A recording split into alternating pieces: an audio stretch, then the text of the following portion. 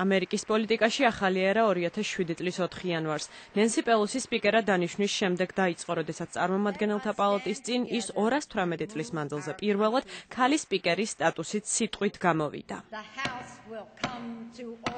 თავად 5 შვილის და 8 შვილიშვილის დედამ და ბებიამ საკუთართან ერთად პალატის სხვა წევრების შვილებიც გამოიწვია და მცირე ხნით სიმბოლური ჩაქუჩის ხელში დაჭერის საშუალება მისცა. ჩვენი მდედრობითი სქესის შვილებისა და შვილიშვილებისთვის დღეს აქამდე დაჯავშნული კედელი იმსხვრება. საკუთარ ბიოგრაფიაზე პელოსიმ ბალტიმორში, მერილენდის შტატში ისაუბრა. მე ბალტიმორში დავიბადე და გავიზარდე, სადაც მამაჩემი ქალაქის მერი იყო და ჩვენ ღრმად პატრიოტ კათოლიკეებად ვიზრდებოდით.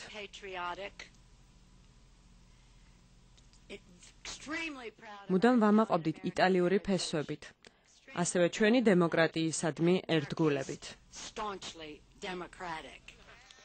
პოლიტიკაში შემდგომ გამოსადეგ ჩვევებს ნენსი ბავშვობიდან მამისგან სწავლობდა.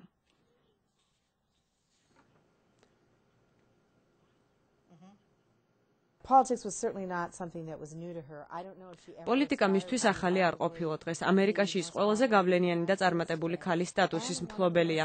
მან დემოკრატიულ პარტიაში წარმომადგენელთა პალატაში ბევრი რამის ორგანიზება და პრაქტიკაში განხორციელება შეძლო, რაც მანამდე თანამედროვე პოლიტიკის პირობებში წარმოუდგენლად ჟღერდა.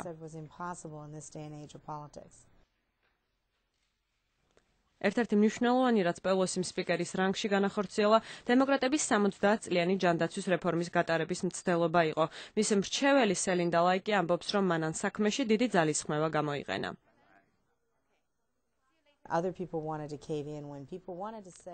მაშინ, როდესაც ყველაზე გავლენიანმა კაცმა პოლიტიკოსებმაც კი რეფორმის გადავადება მოითხოვეს, მან თქვა არა, ჩვენ ეს საქმე ბოლომდე უნდა მივიყვანოთ და შეძლო კიდეც.